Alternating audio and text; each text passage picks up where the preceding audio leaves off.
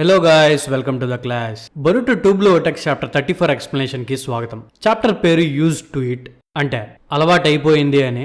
ఏం అలవాటు అయింది అనేది మనకి చాప్టర్ లో తెలుస్తుంది. అండ్ చాప్టర్ కవర్ మీద కోడ్ ఉన్నాడు. ఫస్ట్ చాప్టర్ లో కనిపించకుండా పారిపోయిన కోడ్ మళ్ళీ ఈ చాప్టర్ లో కనిపించబోతున్నాడు అనమాట. అసలు ఏం ప్లాన్ చేయబోతున్నాడు అనేది ఈ వీడియోలో చూద్దాం.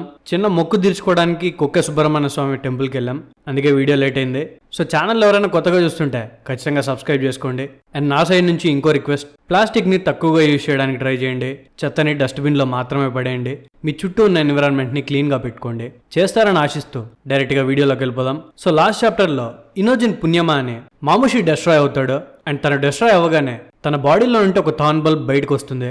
ఆ థాన్ బల్బ్ ని బరుటో తీసుకోగానే ఎందుకు దాన్ని తీసుకున్నావని కవాకి అడుగుతాడు. ఈ థాన్ బల్బ్ ని యూజ్ చేయకపోతే ఇది పనికి రాకుండా పోతుంది అని బరుటో చెప్తాడు. కానీ అది కవాకి అర్థం కాదు. సో దాన్ని బరుటో నీట్ గా ఎక్స్ప్లెయిన్ చేస్తూ ఈ థాన్ బల్బ్స్ క్రియేట్ అయిన కొన్ని మినిట్స్ లోనే మళ్ళీ పాడైపోతాయి. ట్రీస్ గా మారిపోయిన మనుషుల మీద ఈ బల్బుని మినిట్స్ లోనే యూజ్ చేయాలి. అలా చేయకపోతే ట్రీతో పాటు ఆ మనిషి కూడా చనిపోతాడు అని బరుటో చెప్తాడు. ఈ విషయం మనం బాగా గుర్తుపెట్టుకోవాలి, ఎందుకంటే సాస్కే కూడా షింజులా మారాడు. ఫ్యూచర్ లో ఈ మ్యాటర్ చాలా పెద్ద రోల్ ప్లే చేయొచ్చు. లాస్ట్ చాప్టర్ లో మనకి మిగిలిపోయిన ఇంకో పెద్ద డౌట్ ఏంటంటే, ఇనోజిన్ మైండ్ ట్రాన్స్ఫర్ జుట్సుని యూజ్ చేసి అన్ని మాముషులతో కనెక్ట్ అయ్యి తన కళ్ళని పేల్చేసుకొని మాముషి కళ్ళను కూడా పేలిపోయేలా చేసుంటాడు. సో ఇనోజిన్ కి మళ్ళీ కళ్ళు తిరిగి వస్తాయా లేదా అనేది ఒక డౌట్ ఉండింది. ఆ డౌట్ క్లారిఫై అయిపోయింది. హిమవారి ఇనోజిన్ కళ్ళని వెంటనే హీల్ చేసింది కాబట్టి తన కళ్ళు మళ్ళీ నార్మల్ అయిపోయి ఉంటాయి. సో ఇనోజిన్ బాగా అయిపోయాడని తెలుసుకుని హిమవారి ఇనోజిన్ కి ఒక హగ్ ఇస్తుంది. దానికి ఇనోజిన్ సిగ్గుపడతాడు. సిగ్గు మాత్రమే కాదు, భయపడుతూ కూడా ఉంటాడు. ఎందుకంటే బరుటో అక్కడే ఉన్నాడు కాబట్టి. ఒకవేళ కనుక తనని ఏడిపిస్తే గుండు చేస్తా అని వార్నింగ్ ఇచ్చాడు, మీకు గుర్తుంటుంది. ఇదిలా ఉంటే కోనహమారు సారదాని తీసుకుని హాస్పిటల్ కి వెళ్లాలనుకుంటాడు. సారదా చోచోకి మంచి ఫ్రెండ్ కాబట్టి తను కూడా హాస్పిటల్ కి వస్తా అని అంటుంది. మాముషి పోవడం వల్ల ఇప్పుడు ఎయిడా కూడా సేఫే. కానీ డేమన్ ఒకసారి కన్ఫర్మ్ చేసుకుంటాడు, నీకేమైనా దెబ్బలు తగిలాయా అక్క అని. దానికి ఎయిడా, లేదు నేను బాగానే ఉన్నాను, నన్ను కాపాడినందుకు థ్యాంక్ యూ అని చెప్తుంది. అలా చెప్పగానే డేమన్ గాడి ముఖం ఆనందానికి గర్వానికి మధ్యలో వెలిగిపోతుంది. ఇదిలా ఉంటా బరుటో ఉన్న ప్లేస్ కి కాషిన్ కోజీ తన టోడ్ ని పంపిస్తాడు. అండ్ కాషిన్ కోజీ బరుటోతో చివరికి ఆ కోడ్ రాలేదు. ఈ బ్యాటరీలో జరిగే హడావుడిని యూజ్ చేసుకుని వాడిని పైన అటాక్ చేస్తాడని అనుకున్నాను, కానీ రాలేదు అని అంటే దానికి బరుటో, ఇక్కడ ఉండే షింజూస్ అన్నిటి మీద వాడి క్లా మార్క్స్ ఉన్నాయి, ఖచ్చితంగా వాడు గమనిస్తూనే ఉండుంటాడు అని అంటే దానికి కాషిన్ కోజీ, అవును నువ్వు చెప్పింది కరెక్టే, వాడు గనక అన్ని గమనిస్తూ ఉంటే మాముషి చనిపోయాడనే విషయం కూడా వాడికి తెలుసుంటుంది. ఒకటి మాత్రం మర్చిపోద్దు బరుటో, వాడు నిన్ను చంపడానికే వెయిట్ చేస్తున్నాడు. నువ్వు ఈ థాన్ బల్బ్ తో ఆ బగ్ని కాపాడడానికి కనుక వెళ్తే అక్కడికి ఖచ్చితంగా కోడ్ వస్తాడు. నిన్ను అటాక్ చేయడానికి వాడికి అంతకంటే మంచి లొకేషన్ దొరకదు. ఎందుకంటే నువ్వు బ్యాకప్ కి కూడా ఎవరిని పిలవలేవు. వాడికి ఆ మ్యాటర్ బాగా తెలుసు, అందుకే ఈ ఛాన్స్ వదులుకోడు. అండ్ నేను చూసిన ఫ్యూచర్స్ అన్నిట్లో ఇది కామన్ గా జరిగింది. మాముషితో జరిగిన బ్యాటిల్ వల్ల ఫ్యూచర్ కొంచెం చేంజ్ అయింది, కానీ వాడిని నిన్ను అటాక్ చేయడం మాత్రం జరగకుండా ఉండదు అని అంటాడు. దానికి బరుటో, నెక్స్ట్ జరగబోయే పాసిబుల్ అవుట్కమ్స్ ఏంటి అని అడుగుతాడు. దానికి కాషిన్ కోజీ, దీనికి 3 పాసిబుల్ అవుట్కమ్స్ ఉన్నాయి. ఒకటేంటంటే నువ్వు వాడిని చంపేస్తావు, అదే మనకి ఐడియల్ ఆప్షన్. వాడి పంచాయతీ మనకి ఫ్యూచర్ లో ఉండదు. అండ్ వాడికి నిన్ను ఓడించేంత శక్తి కూడా లేదు. రెండోది ఏంటంటే వాడు నిన్ను ఓడించలేడు అని అర్థం చేసుకుని నీ దగ్గర నుండి దూరంగా పారిపోయి సారదా దగ్గరికి వస్తాడు. తనని కిడ్నాప్ చేసి షింజూస్ దగ్గరికి తీసుకెళ్తాడు. సారదాని యూజ్ చేసి నిన్ను వాళ్ళకి అప్పగిస్తానని వాళ్ళతో ఒప్పందం కుదుర్చుకుంటాడు. అండ్ మూడోది కంప్లీట్లీ డిఫరెంట్. నేను నీకు ఫస్ట్ 2 చెప్పాను కాబట్టి మూడోది చెప్పకూడదు. ఒకవేళ చెప్తే ఫ్యూచర్ మొత్తం డిస్ట్రాయ్ అవుతుంది. అండ్ ఇంకో పాసిబిలిటీ ఏంటంటే ఒకవేళ కనుక వాడికి షింజూస్ తో గొడవ అయితే వాడు వాళ్ళని వదిలిపెట్టేసి మనతో కలిసిపోవడానికి కూడా ఛాన్స్ ఉంది. కానీ ఆ పాసిబిలిటీ జరగడానికి నిల్ ఛాన్సెస్ ఉన్నాయి. సో లేట్ చేయకుండా వాడిని చంపేస్తే బెటర్, ఎందుకంటే మనకి ఇంకా ఎక్కువ టైం లేదు అని అంటాడు. ఎందుకంటే థాన్ బల్బ్ లేట్ చేసే కొద్దీ డిస్ట్రాయ్ అయిపోవడం స్టార్ట్ చేస్తుంటుంది. సో బరుటో కోనహా నుండి బగ్ ట్రీ దగ్గరికి వెళ్ళడానికి రెడీ అవుతాడు. అండ్ వెళ్లే ముందు ఇనోజిన్ తో, మంచి పని చేసావు ఇనోజిన్, ప్రస్తుతానికి నువ్వు నీ జుట్టును కాపాడుకున్నావని అక్కడ నుండి టెలిపోర్ట్ అవుతాడు. బరుటో వెళ్ళిపోగానే సేమ్ టు సేమ్ కాషిన్ కోజీ దగ్గర ఉన్న టోడ్ లాగానే ఇంకో టోడ్ కవాకి దగ్గరకు వస్తుంది. అండ్ ఆ టోడ్ అమాడోది. కవాకితో ఇంటరాక్ట్ అవడానికి అమాడో దాన్ని తయారు చేసుకుంటాడు. అండ్ అమాడో కవాకిని ల్యాబ్ దగ్గరికి రమ్మని అడుగుతాడు. ఎందుకని మీకు బాగా తెలుసు, లాస్ట్ చాప్టర్ లో కవాకి తన ఫుల్ పవర్ ని యూజ్ చేయడం వల్ల ఎగ్జాస్ట్ అయిపోయి ఒక బొమ్మలాగా పడిపోతాడు. Just miss. ఒకవేళ కనుక డెల్టా ఇంటర్ఫియర్ అవ్వకపోయి ఉంటే కవాకి పని అయిపోయేది. అమాడోకి తన కూతుర్ని బ్రతికించుకోవడానికి మిగిలిన ఒకే ఒక ఛాన్స్ కవాకి మాత్రమే. సో ఖచ్చితంగా అమాడో కవాకిని పోగొట్టుకోవాలనుకోడు. సో దాని గురించి డిస్కస్ చేయడానికి అమాడో కవాకిని సీక్రెట్ గా తన ల్యాబ్ కి పిలుచుంటాడు. కట్ చేస్తే ఇంకోవైపు బరుటో బగ్ ట్రీగా మారిపోయిన ప్లేస్ కి వెళ్తాడు. ఇక్కడే ఫస్ట్ షింజూస్ అన్ని ఫామ్ అయ్యాయి. సో బరుటో అక్కడికి వెళ్ళగానే తన కార్మాని యూజ్ చేసి బ్యాకు గన్ని యాక్టివేట్ చేస్తాడు. తను బ్యాకుగన్నే యాక్టివేట్ చేయగానే ట్రీ వెనకాల తనకి క్లా మార్క్స్ కనిపిస్తాయి. సో కోడ్ గార్డ్ అక్కడే వెయిట్ చేస్తున్నాడు అనే విషయం బరూటోకి అర్థమైపోతుంది.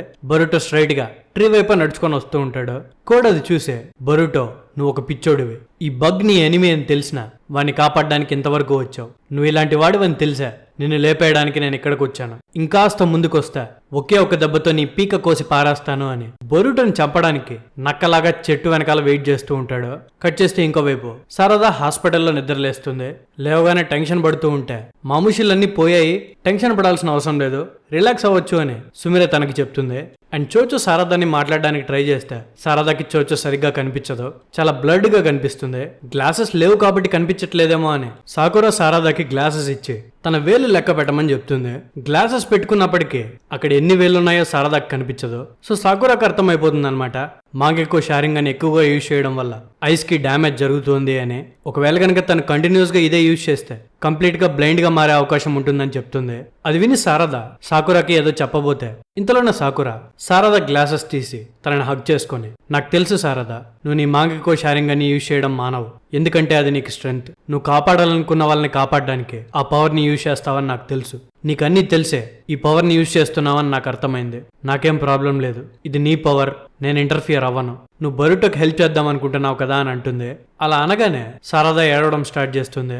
అది చూసి సాకురా, నువ్వు నిజంగానే నా కూతురువే, ఒక అబ్బాయి కోసం నీ దగ్గర ఉన్నవన్నీ త్యాగం చేయాలనుకుంటున్నావు, అండ్ నువ్వు మీ నాన్నలాగా మీ పెదనాన్నలాగా కూడా నీ ముందరున్నది చాలా పెద్ద ప్రాబ్లం అయినా దానికి ఎదురెళ్ళడానికి భయపడట్లేదు. ఇది గుర్తుపెట్టుకో శారదా, ఎన్ని జరిగినా మీ నాన్నని నిన్ను నేనెప్పుడు నమ్ముతూనే ఉంటాను, అండ్ నాకు ఇది అలవాటు కూడా అయిపోయింది అని అంటుంది. సో చాప్టర్ పేరు ఐఎమ్ యూజ్డ్ టు ఇట్. ఇక్కడ సాకురా ఫీలింగ్స్ ని డిస్క్రైబ్ చేయడానికి ఈ చాప్టర్ పేరు ఇలా పెట్టారనమాట. సో సాకురా శారదాతో మాట్లాడేసిన తర్వాత ఒక ఆమె సాకురాని పిలుస్తుంది. రూమ్ నెంబర్ 8 లో పేషెంట్ వెయిట్ చేస్తున్నాడు అని. సాకురా వస్తాను అని అంటుంది.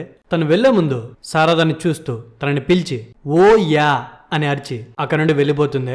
అది విని చోచో దానికి మీనింగ్ ఏంటి అని అడిగితే దానికి శారదా, నాకు కూడా దాని మీనింగ్ కంప్లీట్ గా తెలీదు, కానీ మా అమ్మ నన్ను ఎంకరేజ్ చేయడానికి అప్పుడప్పుడు అలా చేస్తూ ఉంటుంది అని అంటుంది. ఆ తర్వాత చోచో శారదాని, నేను నిన్ను చాలా రోజుల నుండి ఒకటి అడగాలనుకుంటున్నాను, నీ బెస్ట్ ఫ్రెండ్ అయిన కవాకిని వదిలేసి ఆ ట్రైటర్ బరూటోకి ఇన్ని రోజులు ఎందుకు హెల్ప్ చేయాలనుకుంటున్నావో నాకు అర్థం కాలేదు. బట్ ఈరోజు తనతో కలిపి ఫైట్ చేసినప్పుడు నాకు ఒకటి అర్థమైంది, తన కోనహా కోసం చాలా నిజాయితీగా ఫైట్ చేస్తున్నాడు, అండ్ వాడు చాలా అందంగా కూడా ఉన్నాడు.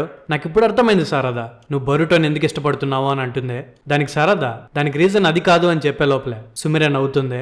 ఇంతలోనే చోచో, బరూటో మాత్రమే కాదు కవాకి కూడా చాలా అందంగా మారాడు, వాడు ఎప్పుడంత అందంగా మారాడో నాకే అర్థం కాలేదు, కానీ కవాకికి అండ్ లార్డ్ సెవెంత్కి అసలు పోలికలే ఉండవు. అండ్ దాని గురించి పక్కన పెడితే ఎన్ని రోజులైంది మనం ఇలా కలిసి మాట్లాడుకొని, అండ్ నిన్ను కూడా కలిసి చాలా రోజులైంది క్లాస్ రెప్ అని అంటే శారదా సడన్ గా తన క్లాస్ రెప్ కాదు సుమిరే అని పిలిచు అని అంటుంది. అండ్ సుమిరే కూడా సడన్ గా ఎక్స్ట్రోవర్ట్ లా బిహేవ్ చేయడం స్టార్ట్ చేస్తుంది. అది చూసి చోచో స్టన్ అవుతుంది అనమాట. ఏంది ఇంతలా మారిపోయావు, ఒకప్పుడు ఇలా ఉండేదానివి కాదు కదా, శారదా మాంగెకో షారింగ్ అని వాడడం వల్ల నువ్వు ఇలా మారిపోయావా అని ఒక జోక్ వేస్తుంది అనమాట. సో ఆడోళ్ళ పంచాయితీ ఇలా ఉంటే ఇంకో పక్క బరూటో బగ్ ని రిలీజ్ చేయడానికి తన చేతుల్లో ఉన్న థార్న్ బల్బ్ ని ట్రీలో పెట్టడానికి ట్రై చేస్తుంటాడు. సో బరూటో దగ్గరకు రాగానే కోడిగాడు తన క్లాతో బరూటో మీద అటాక్ చేయడానికి రెడీ అవుతాడు. కానీ బరూటో బ్యాక్ గన్ యూజ్ చేస్తూ మొత్తం గమనిస్తూ ఉంటాడు కాబట్టి వెంటనే ఉజుహికోనే యాక్టివేట్ చేస్తాడు. ఉజుహికోని చూడగానే కోడికి ప్యాంట్ తడిచిపోయి ఆ అటాక్ నుండి తప్పించుకోవడానికి దూరంగా ఎగిరిపోతాడు. కోడ్ బరూటోని చూసి, రే చెత్త నా కొడక, నేను అటాక్ చేస్తానని కనిపెట్టి దాన్ని కౌంటర్ చేయడానికి కూడా ప్రిపేర్ అయి ఉన్నావా, నిన్ను తక్కువ అంచనా వేసా అని అంటే దానికి బరూటో, నిన్ను చాలా రోజుల తర్వాత చూసి నాకు ఆనందంగా ఉంది కోడ్, కానీ నువ్వు అటాక్ చేసిన తీరే నాకు అస్సలు నచ్చలేదు, నువ్వు నా మీద అటాక్ చేసింది ఒకటే ఒకసారి కదా, పర్లేదు ఇంకోసారి ట్రై చేయి, ఈసారి కొంచెం కాన్ఫిడెంట్ గా ట్రై చేయి అని అంటే దానికి కోడ్, నువ్వు నన్ను రెచ్చగొట్టడానికి ట్రై చేస్తున్నావు అని తెలుసు బరూటో, నేను దానికి అంత ఈజీగా పడిపోను అని అంటే దానికి బరూటో, ఇంతకీ ఏం ప్లాన్ చేస్తున్నావు కోడ్, అసలు నన్ను ఎలా చంపాలనుకుంటున్నావు, నువ్వు ఇంత భయపడుతుంటే నన్ను ఎలా చంపగలుగుతావు అని అడుగుతాడు. దానికి కోడ్, నన్నే ఎలా అని అడుగుతున్నావా, నీకు దగ్గరలోనే తెలుస్తుంది అని తన క్లామాక్స్ ని యూజ్ చేసి అక్కడ నుండి తప్పించుకుంటాడు. కోడ్ తప్పించుకోగానే బరూటో చేతిలో ఉన్న థార్న్ బల్బ్ పూర్తిగా డెస్ట్రాయ్ అయిపోతుంది. అండ్ ఆ థార్న్ బల్బ్ తో పాటు ట్రీలో ఇరుక్కుపోయిన బగ్ కూడా అక్కడికక్కడే చనిపోతాడు. బరూటో అది చూసి, లేట్ చేసినందుకు సారీ ఓల్డ్ మ్యాన్ అని అంటే అది విని కాషిన్ కోజీ, దీని గురించి ఎక్కువ ఆలోచించకు బరూటో, ఆ బగ్ మంచోడేమీ కాదు, వాడు కూడా మన ఎనిమీనే, ఒకవేళ థార్న్ బల్బ్ ని సరిగ్గా యూజ్ చేయకపోతే ఏం జరుగుతుందో ఇది మాత్రం మెమరీలో పెట్టుకో, మనం జాగ్రత్త పడాలి అని అంటాడు. అండ్ ఇక్కడతో చాప్టర్ ఎండ్ అవుతుంది. సో కోడ్ మళ్ళీ స్టోరీలోకి ఎంట్రీ ఇచ్చాడనమాట. అండ్ కోడ్ ఏమో బరూటోని లేపేయాలని కంప్లీట్ గా ఫిక్స్ అయి ఉన్నాడు. కాషిన్ కోజీ ప్రిడిక్ట్ చేసినట్టు తను శారదా మీదకి వెళ్తాడా, షింజులతో చేతులు కలుపుతాడా, ఇవన్నీ మనకి నెక్స్ట్ చాప్టర్లోనే తెలుస్తాయి. So thank you guys last వరకు చూసినందుకు. మళ్ళీ next video June 18th release అవుతుంది. అప్పటి వరకు జాగ్రత్త. Love you, me anime professor.